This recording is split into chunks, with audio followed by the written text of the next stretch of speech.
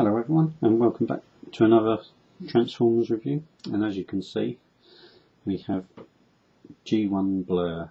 Now, it's not in the greatest of shape, I'll say that to start with. It's an unusual figure, it's not one of my most favourite. He's a bit rickety, it's not very well thought out, and actually as a design is a bit hopeless. It's supposed to be a futuristic car, kind of hover car mode.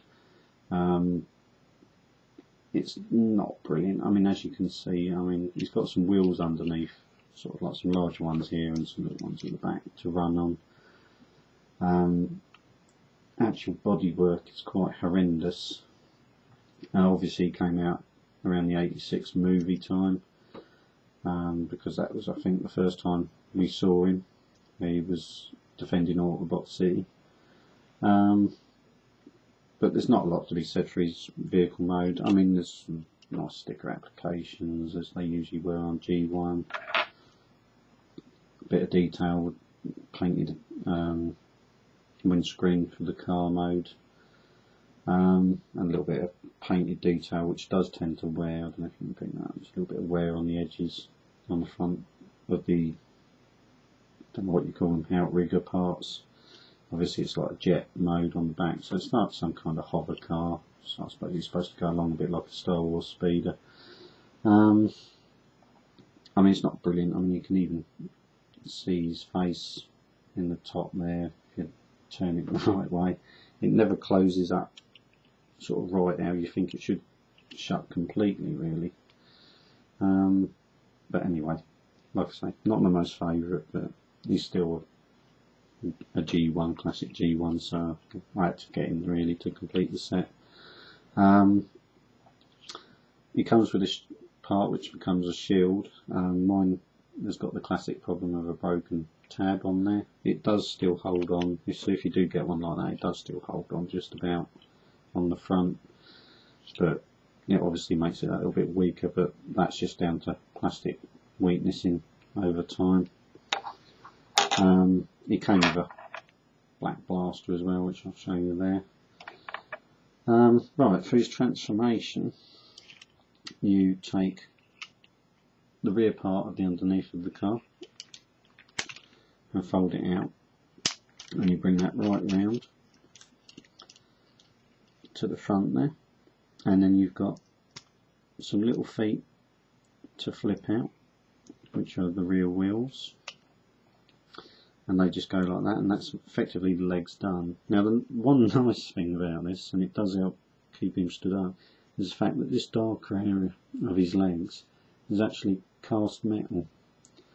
Though obviously you then get the problem that obviously if you knocked him about you're going to get paint chipping on that, but it does give him a little bit more stability because the weight's at the bottom of the figure. Basically, for the rest of his transformation, you take the top of the car, top back section I should say, and fold it back like a backpack, but that never completely sort of sits great. You can see that's hanging down like a big backpack, which makes him look a bit, well, effectively like he's got a backpack on all the time. You flip his head up, which is not a bad head sculpt.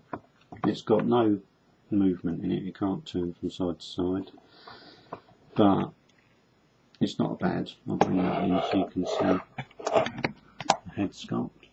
Try and get it for you properly. There you go. Not a bad head sculpt, not bad for the G1 cartoon sort of appearance. But again, not a great figure. You've got to slide his shoulders down, and this is one of the places where he's got a real weakness. These front sections flop around like anything. They're supposed to sort of go up the top there and stay like that. Now they will to a degree, but if you move his arms too much, they come spinning and flipping straight back down, as I'm sure he'll do at some point in a minute. There is a tab on the back of the front nose cone there, which goes in his hand. So it's like I say, it's like a shield, and you put his gun in his hand, the other side but of course if you lift it up, and there it goes, hanging down. And there goes the other one. So it is a temperamental figure. I'd imagine from new it was a bit stiffer and therefore would stay in place better, and there might be something I could do with that. I don't know if the old super glue trick will work on them, but obviously you can run the risk of sticking your figure completely up, so I'll have to have a careful look at that. As to a representation of the G1 cartoon figure, not bad to look at and quite nice in display mode like that, but as a toy to play with, I'd imagine he was pretty sort of hard work really, with the bits what keep flapping around, and not really the greatest opposability, only in his arms, which won't move because they'll flap around again.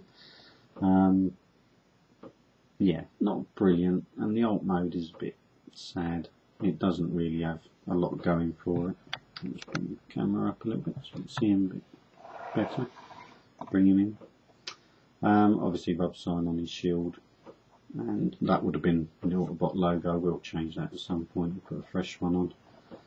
But not too much kibble, but then again there's not a lot of discernible vehicle so to speak on him. Being so futuristic and odd designed, there's not a lot really you can pick out as being a car. You know, he's got jet engines and odd weird bits. Obviously his chest is the cockpit, but again, yeah, he's alright. I mean, he's nice enough to have on display on your shelf. As to worth, well, I wouldn't pay a fortune for one if you see one going. Obviously it's nice if you've got that front clip complete, but you'll see an awful lot of those damaged. It is the main weakness for the figure other than the loose joints, and obviously wear and tear, sticker wear and stuff like that, which is normal and easily fixed in that sense. That's about it really. I haven't really got a lot else to say about Blur. I wasn't the greatest fan of his character when he was in the cartoons. Found him a bit irritating, to be honest, but like I say, he's got a certain position in the Transformer lore, and it's nice to have him alongside Cup and Hot Rod to have on display. So hope you enjoyed that review, and I shall see you again for another Transformers review. Please feel free to comment or to rate. Also, I shouldn't really say, but also to click on the adverts if it's something you're interested in. I know it's something I shouldn't really push, but it doesn't hurt. We all could do with a bit of spare cash. I'll see you again for another Transformers review.